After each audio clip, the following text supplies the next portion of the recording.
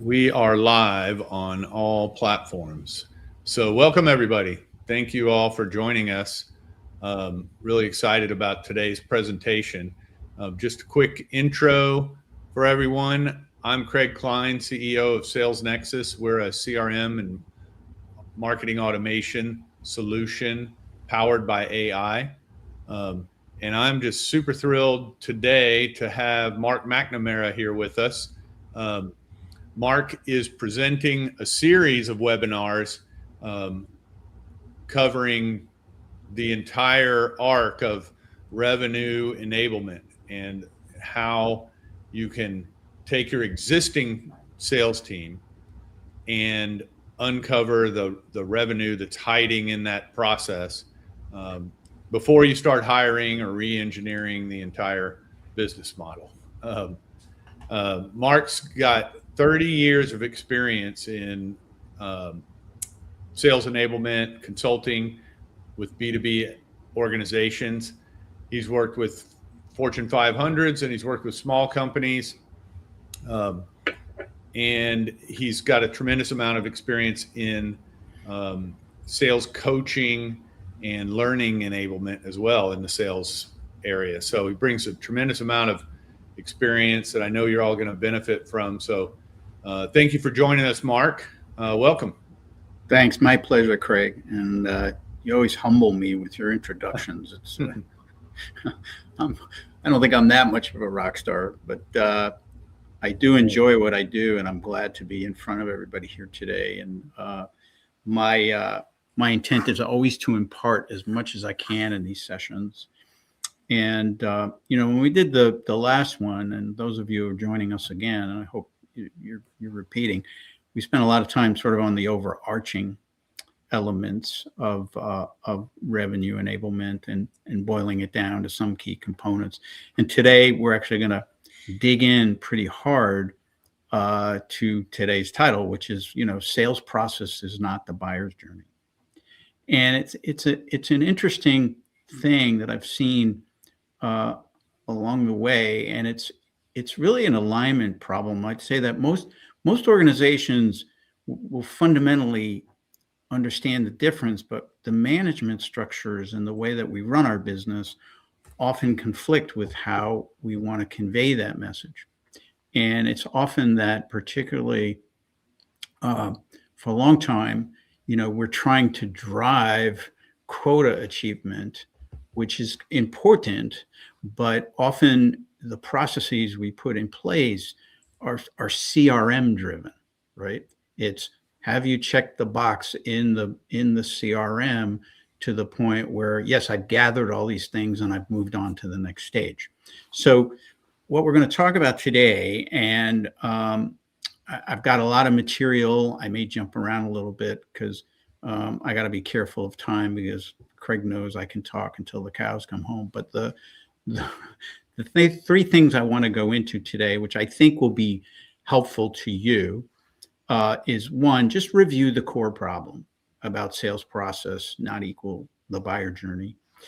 And then bring up, I don't know how many of you are familiar with the concept of MEDDICC and the power of MEDDICC to help you align those things. And I want to dive deep and actually, after the session, provide you a tool to audit against MEDDICC, which I think you might find helpful. And then talk about three key story scenarios that I want to tell that get pulled from what I see as everyday issues that occur and how to overcome those. So that's my agenda today. And please, if any of you want to ask a question along the way, please use the comments section. I love it when these sessions are interactive and I'm not just, blathering away and hopefully not boring people to death. Yeah. Real quick, I'll be keeping an eye on the comments while Mark goes through the presentation. And so please share your thoughts and questions, and I'll make sure and get them to Mark. Thanks. So I think people can understand, the core problem, and I've seen this, is that we drill into sales teams that we have steps to get through the sale, right? Those are indicators that we're asking salespeople to follow, but The real issue is that, buyers have a decision journey and they don't always match our process journey for people.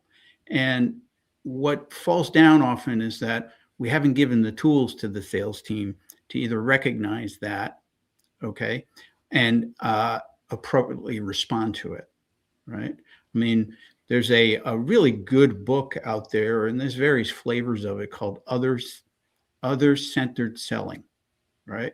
Meaning putting yourself, the salesperson, putting themselves in the shoes, in the mindset of the seller. How are they coming to this, right? How are they thinking about, interacting with someone whose job it is to sell them something, but to preserve and reduce risk on their side? And that's typically part of the problem. Sales stages track internal progress, right? Buyer decisions reflect risk reduction. That's really the persona issue.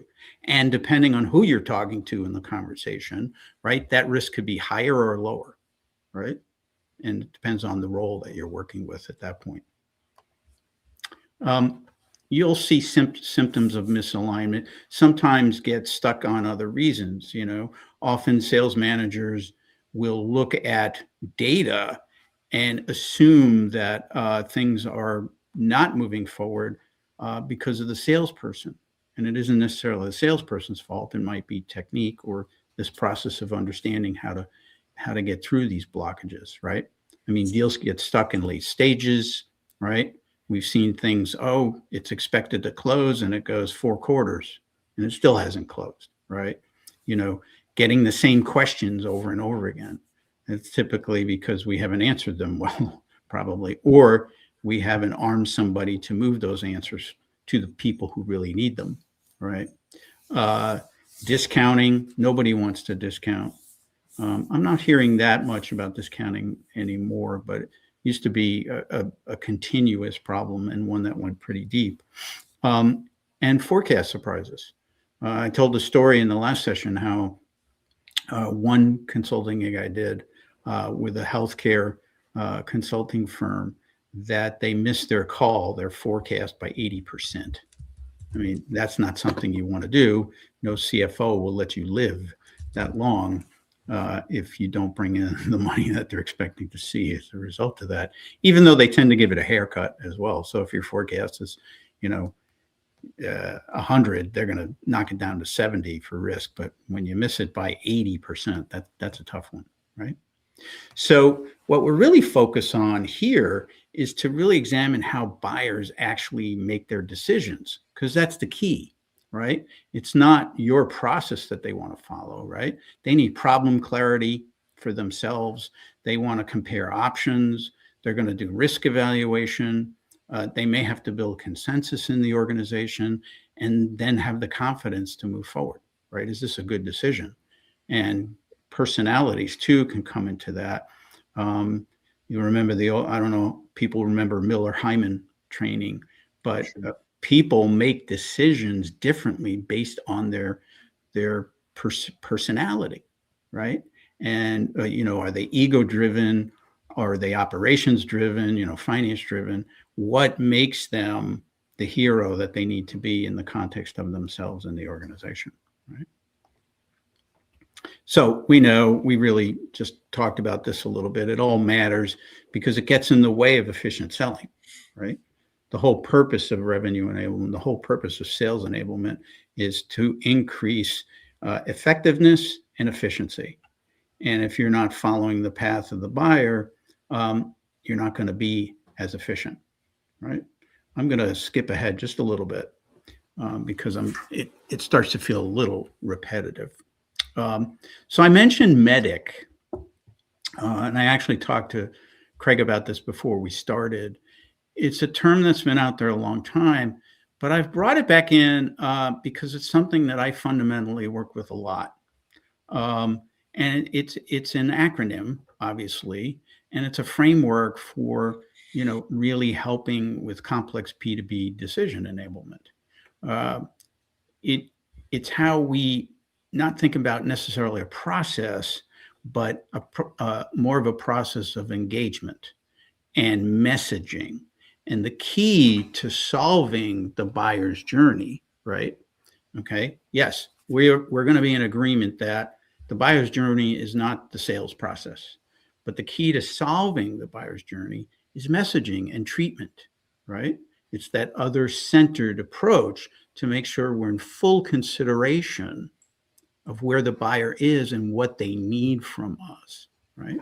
So let's take a look at what the acronym means. And then after we go through the acronym, I'm going to bring up 3 sort of fundamental things to take away with examples that really illustrate how to change behavior in this regard and what to do as coaches and managers and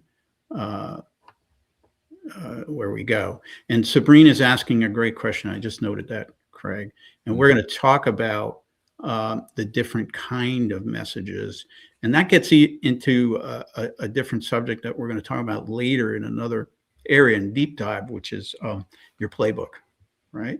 And this is where playbooks have always been important, because given where you are in that buyer's journey, here are tools.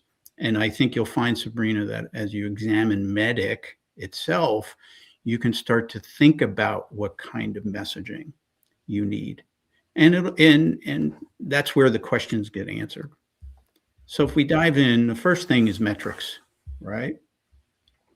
The buyer is going to be looking for quantifiable business outcomes that they expect to achieve, right? If I buy your solution, how is it valuable to me?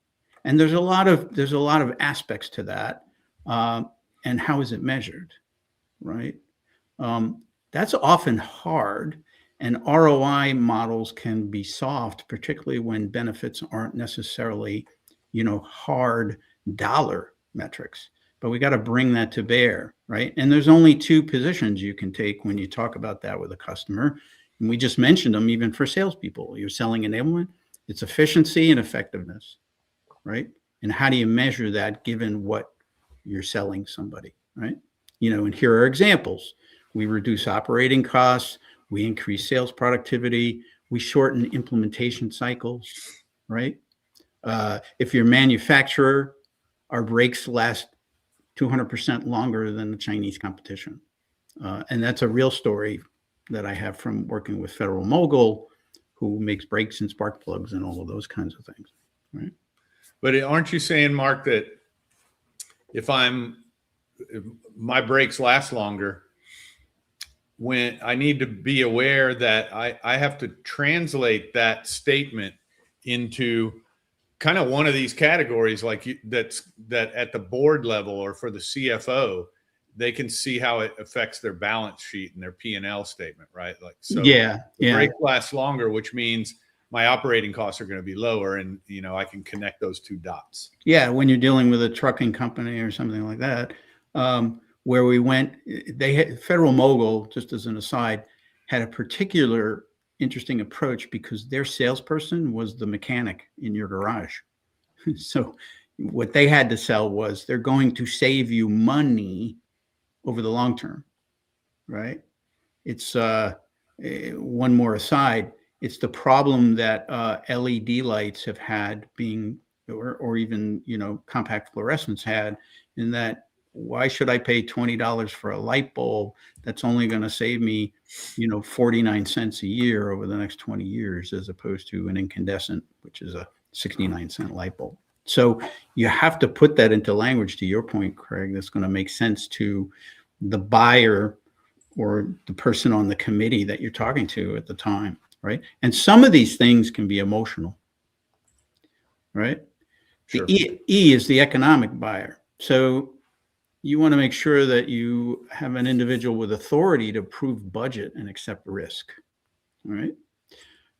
A lot of times in sales process, we talked about this last time, I get somebody who goes, oh, I spoke to my lead and they want to buy it, right? And it's going to happen, right? Happy ears, I call it, right? Yeah. They haven't defined whether the individual even has budget, right? They haven't even considered how to go up the line, right? So has that person been identified? Okay.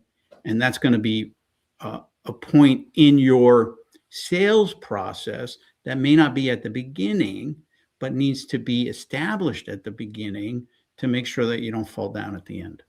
So the economic buyer, just to be clear, is the person who has the budget approval authority. Yes. And by the way, I just did a consult with someone who needed 5 approvals, not just one. Yeah. Right. So it had to go from the line manager to the district manager to the regional manager, all the way up to the CFO. Yeah. Okay. And the CFO was the final arbiter, but it needed 5 signatures. That's a lot. That's a lot to pull together. So it wasn't just one person, it was multiple. Mm-hmm. Defining decision criteria overall, right? So now we're into the D's, right? Is it compatible? Does it meet security standards, vendor reputation, right? Experience, timelines. And if you do project management, you know there could be more than this, right? There could be more. Timelines are important from the standpoint of, okay, so one example I had was working with Hewlett Packard. We were making a recommendation with them at one point to change a piece of technology, which was going to save them considerable money if they move forward.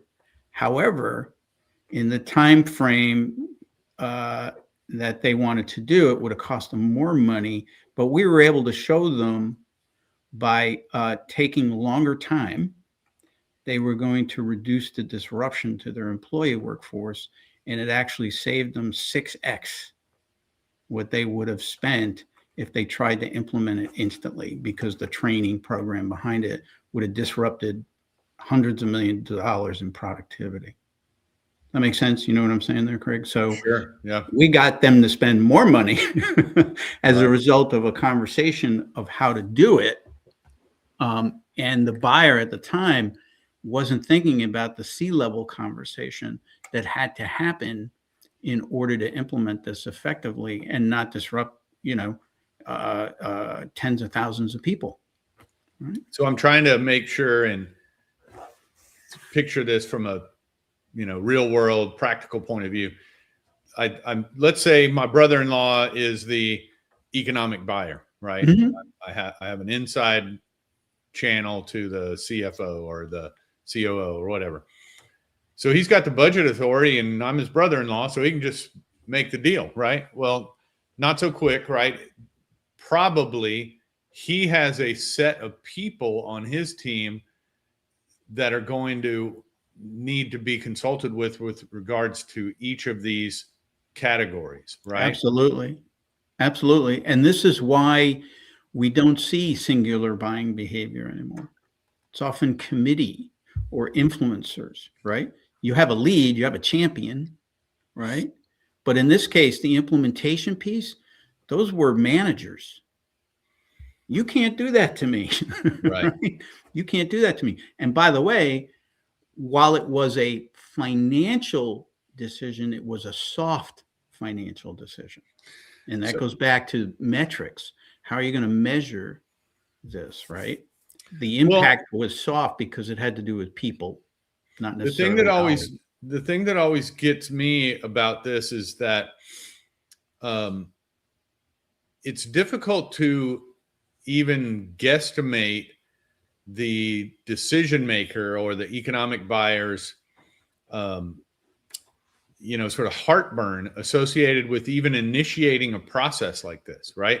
Mm-hmm. Like you may be able to show them in just unequivocal terms that you're going to knock 5% off of their operating budget. Okay, that seems like by itself it should be motivating enough, right? But the guy's got 15 other initiatives that he signed on for at the beginning of the year, and he's got the whole team orchestrated and marching just the way he wants. And now you want him to go and sort of disrupt all that progress in order to consider this new additional change in what they're doing, right? And they may just say, you know what? not now, right? That's right. I just don't have the bandwidth for this kind of complex decision-making process, right? That's right.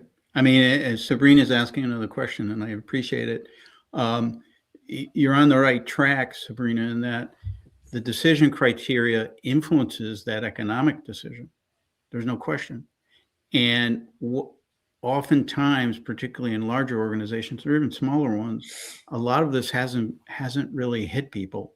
I think one thing I'm seeing now with the implication of AI systems, okay, and I'm not talking about off-the-shelf AI systems. I'm talking about companies that are now hiring people to implement AI.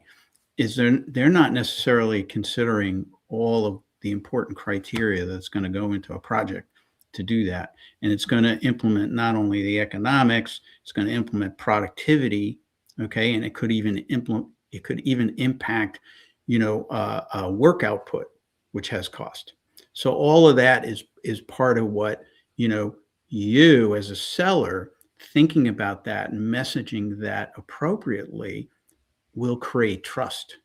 And that's ultimately what you want to build is trust and certainty that what you're going to provide a customer is going to solve their problem responsibly, effectively, and efficiently, right? Right. The decision process. This is often missed by a lot of sellers, right? They said yes, right. But go back to my last point. Who's involved in this? In many cases, you have a procurement department, right? In many cases, you may find yourself in the position of having to they've made a decision, but by standards, they have to put out an RFP anyway. So you have to write the RFP if you're going to get the sale. I've done that a few times, right? And you can see there's all kinds of things that go into this that are going to affect your forecast, not to mention the sale itself, right? I mean, can't do it this quarter, got to do it next quarter. Actually, we don't have any money left this year. It's got to be next year, and a lot of companies flip in July, right? Their fiscal year is July 1 to June 30 as opposed to calendar year, right? Legal reviews, contract reviews. How many of you deal with red lines? That stuff drives you crazy, right? Here's our contract. Oh, no, we're not going to accept those terms, right? So those things have to be mapped out. And what's interesting, I find, is that a lot of people who are selling, they wait too long for this. And then it's a rush to judgment, right? It's a rush to get it done when these are questions you can ask at the beginning, right? And this is part of the journey. And in fact, I've had buyers that don't even know what this process is. And they have to discover it. And then all of a sudden, boom. I had a client last year said, I didn't know we had to do this. And, it extended the deal cycle by 6 months, which, everybody's waiting. Okay, that just killed the forecast, right? Identify pain. Pain is an old one. Pain, and some people used to call it the FUD, fear, uncertainty, and doubt, right? But I think, pain could be operational. You can see here, there's another one I put in there. It's I just look bad. Things are not going well in my organization. Mm-hmm. And I'm looking, I may lose my job because I haven't solved this problem. So there's a lot of areas. And again, depending on the persona or the people in the room, each person may see pain differently. So you have to message it. You have to message it differently. Yeah, you get that's where it really kind of gets overwhelming, right? Is because every one of those different aspects, that you had that are part of the decision-making process.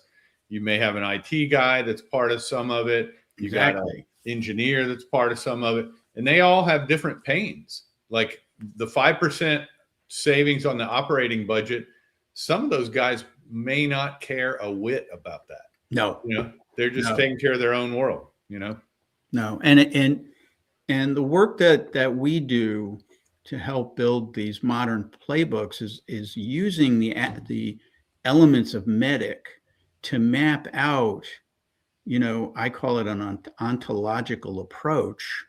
You've got categories, right?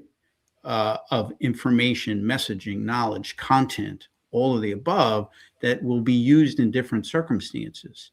And this is often the process relative to the buyer's journey that companies have not gone through in order to have that at hand for sellers to use. And that's what I'm really trying to get people to embrace and understand. So in other words, you're imagining like if I'm the salesperson who's been brought in by my brother-in-law, the COO, and he's, kind of taking me around and introducing me to all the folks that are going to be part of the decision-making process. I've got a different, brochure or spec sheet or, leave behind, as they say, for every one of those different people. That's correct. Not just the same brochure going to every one of them. No, or at least an insight or a way for you to talk to them differently, right? It may not be a brochure, but that you're on the right track.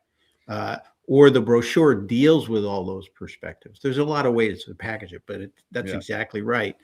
And I think, when you talk about the champion, right, it may not be your buyer. That's Right. another element here. What a champion is the person who is your advocate. It's you on the inside of the company. If you could do it and penetrate the company and walk around and tell your story, this is the person you need. You have to arm them and load their lips to speak like you, the way you want them to. And that's what makes the big sale. That's what moves it forward. Okay. Now, on a transactional sale, does this all necessary? No. If you're selling, $39.99, piece of something, this is about complex B2B sales. Yeah. Right. Just to be clear. So consumer sales or even individual, I take out my credit card and buy something very, very different, right? So to me, the most glaring example of how the champion becomes important, like I've been lucky enough to have those kind of brother-in-law situations before, not literally brother-in-laws, but like a customer that did business with me for a long time at another company, and now they're taking a new role at a new company. And so they kind of bring us in, Right. Hey, I want you to help me at this new company. Well, they got different people now that need to be brought up to speed and brought on board. And a smart economic buyer knows this process from the organizational point of view, and they'll take you down the hall and introduce you to somebody who's kind of their right hand or whatever and say, this guy's going to be your champion,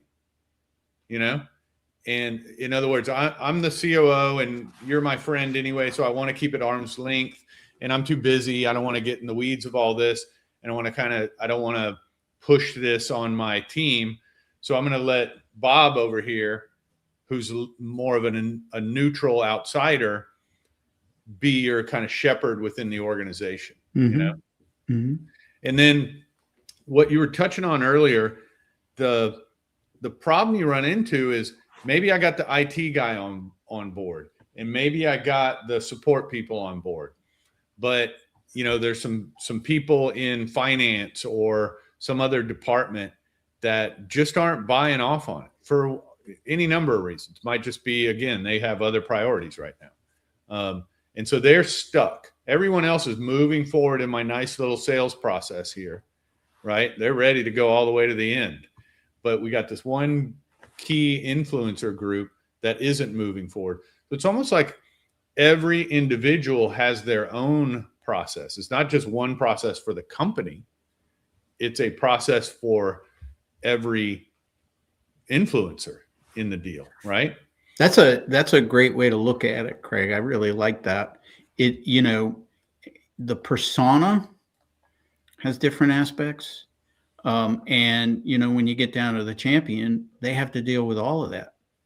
They're going to have the same complicated piece. I mean, I did a very large project where I wasn't selling, I was coaching the champion. They were doing all the selling, which is really, in essence, is what you need. At that point, you're just sort of the deal project manager, making sure that my company gives them what they need when they need it. And, it was an interesting relationship because to the champion, you become a trusted advisor, right? And you're helping them succeed more than yourself. And they come back. And sometimes it turns out, you say to them, no, you don't want to pursue this. I don't see a pathway for you. But you know what? When it's right, they come back and they work with you. Right. So, last element of this is competition, right? And key messaging here, how do you deal with it? Be upfront about it and know how to compare and contrast, right? And even look at there's direct and indirect competition, right? We know that. Probably the number one competitor is we don't need this. We're good, right? The do nothing option. Sure. We're good right now. Thank you. Right. So you got to deal with all of that. Internal development, whether it's software, whether it's hardware, whether it's, just people, services, that can be a tough one to overcome. But typically you can show, give an expertise approach, go back to those timeline issues, right? How long is it going to take you to get to that with your internal people? Don't they have day jobs, right? I think, again, these AI solutions are a perfect example. You're going to homegrown these things. Good luck, right?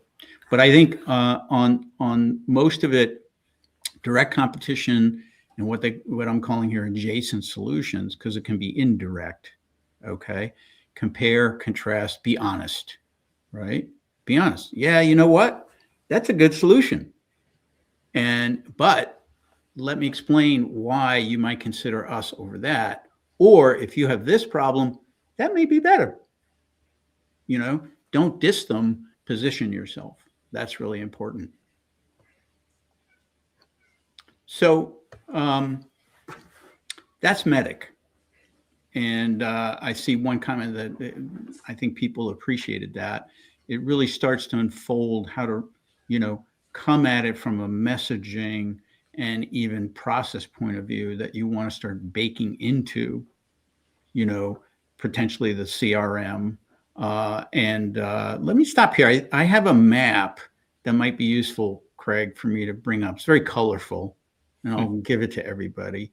How to think about how you start to potentially incorporate MEDDICC and this journey a little better into your CRM, which will remind people. Now, not only remind them, but remember, I think Sabrina brought up, and it's a good point, you define that stuff, but make sure you got the support that'll go into it in terms of the content and the messaging, the insights, the questions, the competitive, all of that being important. Is that something I should do, you think, right now? Yeah, for sure. All right. Let me share my screen because that one's on my desktop here.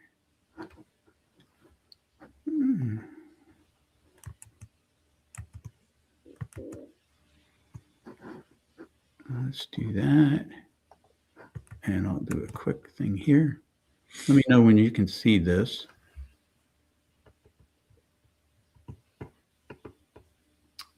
Let's see. I got it now. Now I'll put it on the screen. I'm going to take that one off and put it back. Okay, there we go. So it's a very simple statement. MEDDICC is buried in here, right? And I think you can use this as sort of a way to align both your selling process along with the buyer's journey. And everybody will have access to this, Craig. We'll send it to them along with the presentation. But I want to bring it up quickly because I think you have some notation, don't you, about how so Mark was nice enough to share this with me ahead of time. And so what I did is I quickly went into Sales Nexus and said, okay, well, could we create a sort of a pipeline automation system that marries that or mirrors that? So here's a quick look at, in fact, I asked MEDDICC, our AI, to just do it for me. I didn't do it manually. And you see it came up with the, the stages that Mark had in his slide. So I can kind of move my deals from one stage to the next the way, you're used to. But here's the key. It also, based on the notes that I put in from Mark's slide, created tasks and emails or automations at each one of these stages so that it's taking the seller actions that Mark had aligned to the buyer actions in his slide. And I think that's the key, right, Mark? Like we want to, in terms of our internal management of the process, we want to keep ourselves thinking about the buyer's process. Yes. But then we also got to have and because the buyer's at that step, here's what I should be doing. Because that's all we can control at the end of the day is what we do. So we have to, it's that map between the buyer decision-making process and the seller action that's really the key. And that's, I guess, what you would typically call the playbook, right? Yeah. Yeah. And I think what's so great about this, Craig, is the ability with MEDDICC and everything to even start bringing in all the messaging and content to those stages. Okay. And making it relative to the process to be able to pivot based on what you have in the CRM. I mean, yeah, for sure. Like that is one of the cool things, but to the conversation we were having earlier, I got 5 different people involved in this decision. They all have different perspectives and pain points and everything else. And so they all need to see different messages. The CTO doesn't need to see all of the stuff, the financial stuff necessarily. He wants to see the stuff about security and compliance and things like that. He may need to see a whole drip sequence of that takes weeks potentially, right? But the CFO does not want to see all that stuff. So they each have to be on their own little process, which I can't say that we've perfected that because I think it's still a little hard to get there, but you can automate it once you figure it out. Once you know what you want to do, you can automate it in Sales Nexus. So that's awesome. Well, all I got to say is, that's why we consultants are still around. So right. Yeah, because it's hard. It's hard to do it, especially on yourself, right? Yes. Yes. I can do it on you and you can do it on me and so on and so forth. But for me to do it on me is really hard to just be objective, Well, one thing I'm going to add to the post-event package is I have a MEDDICC audit document. So people are interested. You can use that, ask questions of the organization, and see what you're missing in order to execute against the MEDDICC model, right? What I have here is sort of have 3 buckets, and I'm just checking the time. 3 buckets. I'll go through these fast. You'll have these slides. They're just sort of examples of things that I've seen and turning them into, some takeaways that you can use. And they seem to create ahas for people, particularly when you observe your salespeople, listen to recordings, their calls. The call, I don't know how many people record their SDRs or even their sales folks when they're on the phone, but that is their natural behavior, right? Mm-hmm. And one of the things you find by listening to how they respond to people once they're talking to them really tells you how they're running through your process, delivering messaging, and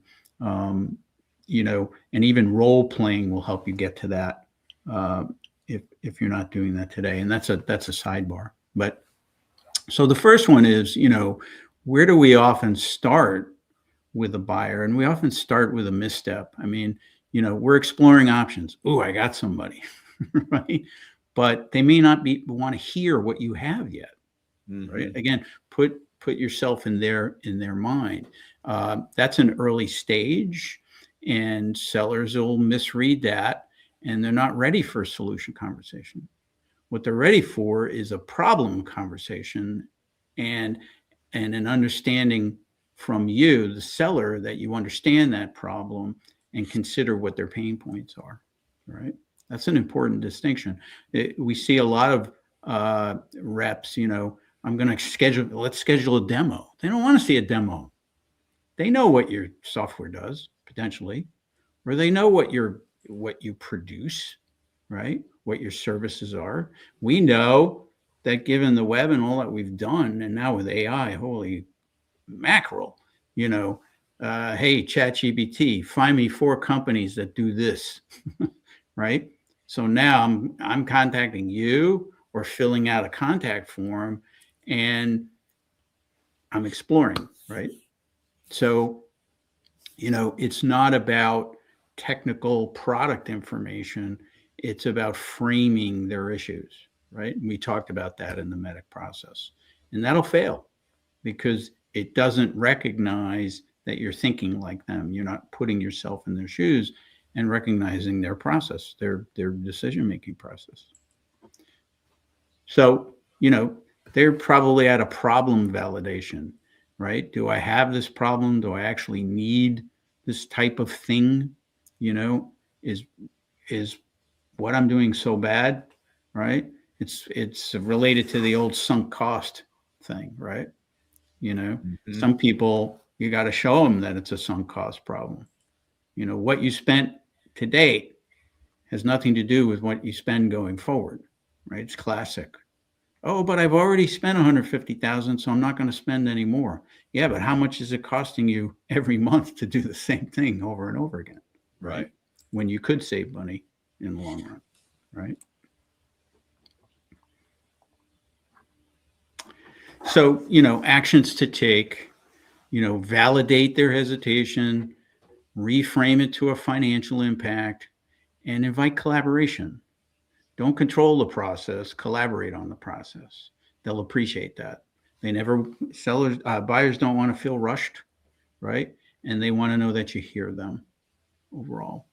Yeah, I mean, the most powerful sales technique I know of is what you're saying here. Validate the buyer hesitation, right? I learned that technique as the takeaway. We've talked about the solution and your specific needs and the financial benefits and so on and so forth.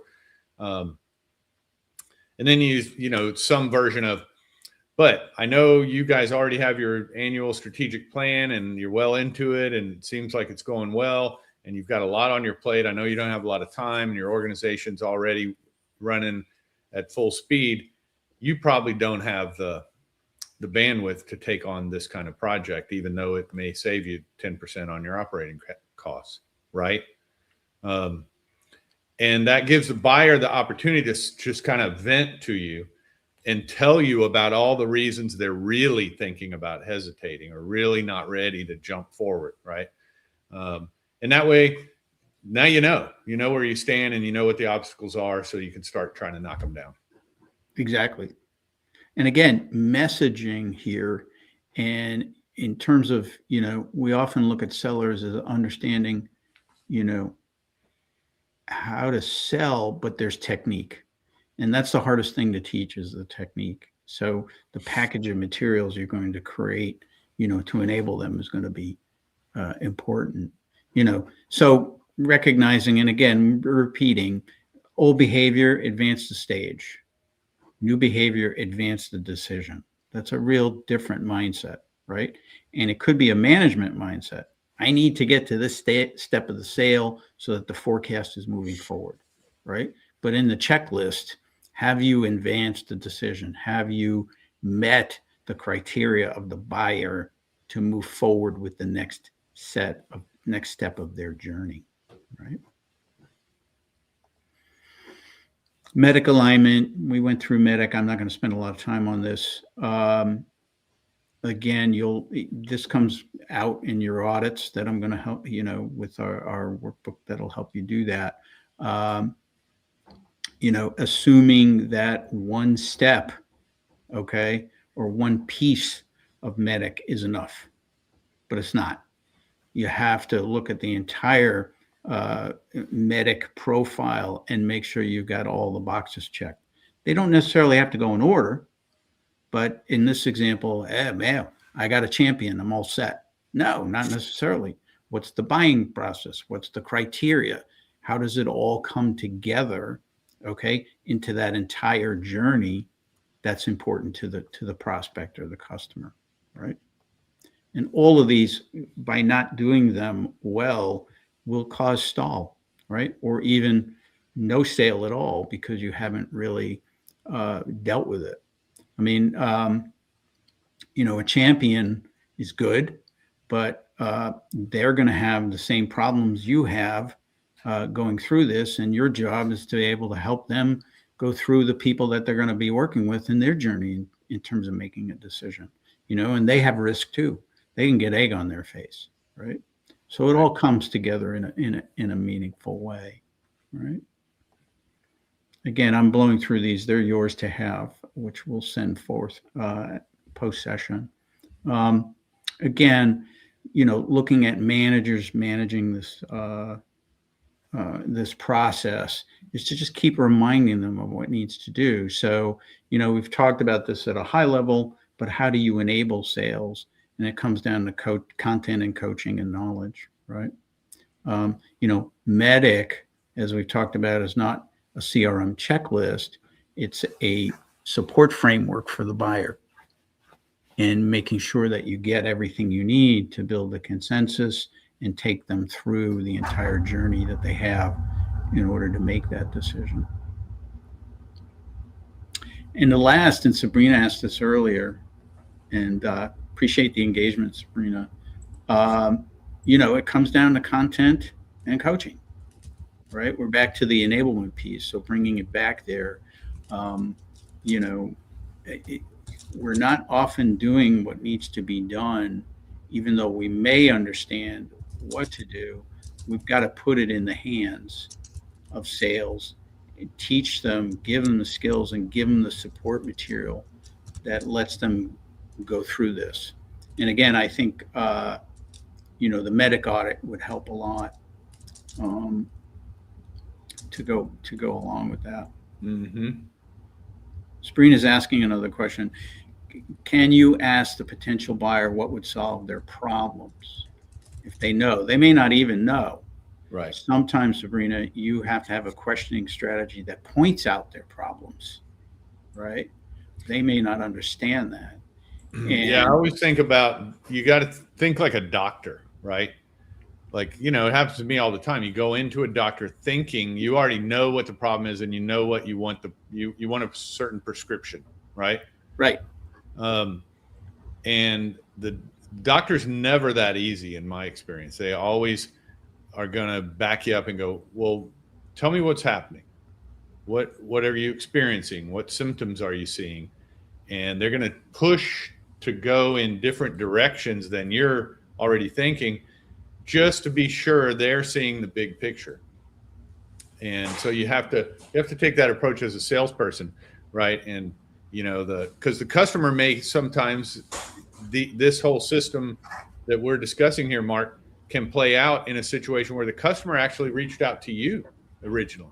Exactly. They thought they had a specific problem and you might have a solution to that very specific problem, but just following their momentum, you're going to end up selling them a, $5,000 part or something like that.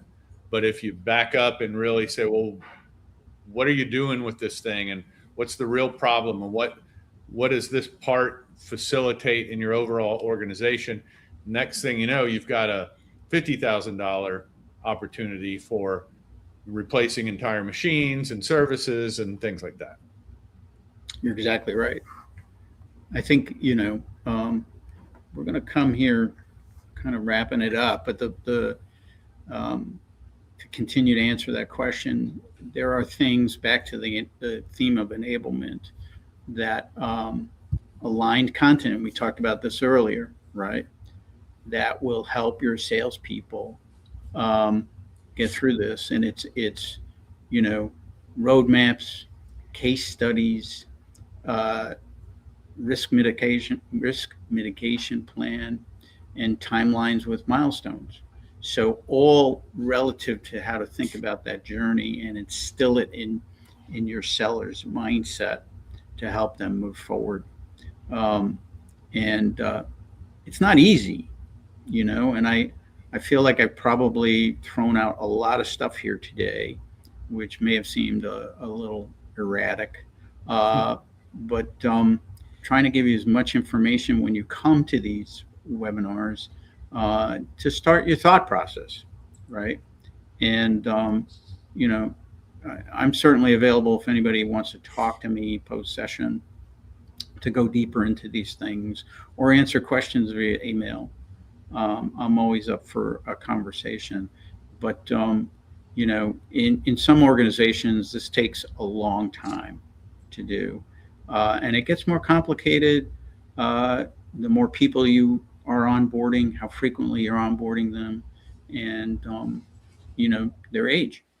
I mean, young sellers in particular, I find, uh, are not well aligned to this process and need to be shown. Mm-hmm. Right? Yeah, They're often just the hammer looking for the nail. right.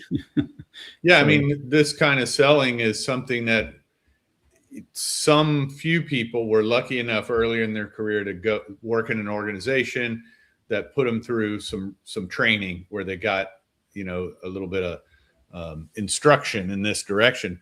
But most of us learned it the hard way, right? We got out there and we tried to close every deal. Every time we shook a hand, that was a deal about to be closed, you know? Right. Exactly. And then you learn, because you experience the problems that you pointed out earlier. Deals getting you think it's, oh, for sure, this is closing this month. And then they just ghost you, and it goes on and they won't say no, but they never buy. And it goes on for months and months and months. And you're beating yourself up, driving yourself crazy, trying to figure out, what am I doing wrong?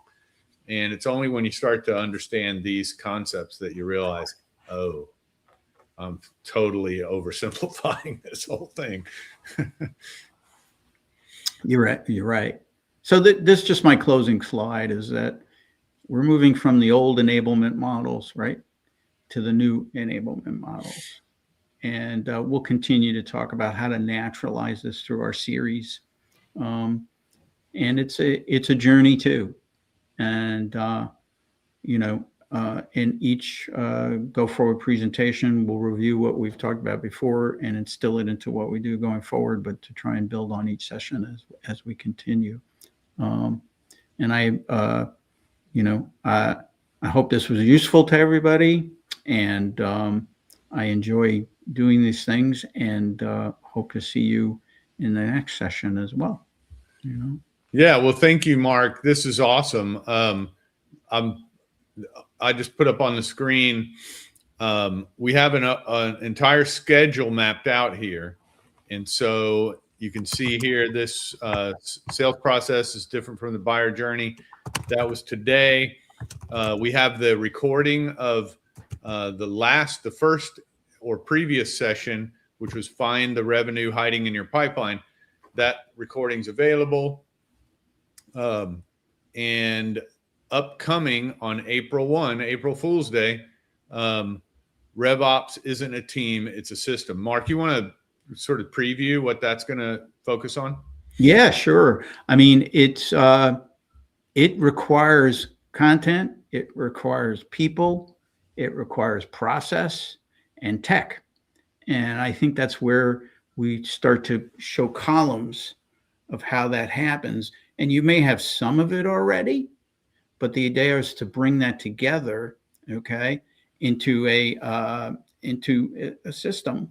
And it's an interactive system, and it's not linear either. And that's what we're going to talk about, is a framework on how you should think about that, and how do you build on that to make it a very natural thing, and one that's highly supportive of your organization. So that really sounds to me like the this is where we really get into the meat of the matter. Like, okay, I'm ready to do this. How do I do it? Exactly. That's awesome. That's exciting. Well, okay. So let's see. If you are registered for this session, then you'll automatically get an email with the recording. And Mark, you talked about the sort of questionnaire or evaluation form that. I have a MEDDICC audit document. Yeah, there you go. The MEDDICC audit. We'll include that in the email that goes out to everybody. And then please register for the next session, and please share it. Let people know. We're streaming live on LinkedIn and YouTube right now. So go on your profile and like it and share it. And we really appreciate that. But we'll be back again doing it with Mark on the 1st of April. So Mark, thanks again. This is awesome. Thank you. I appreciate everybody. Appreciate the engagement with people, and looking forward to April. Yeah. Me too. Excellent. Thanks, Mark. Thank you.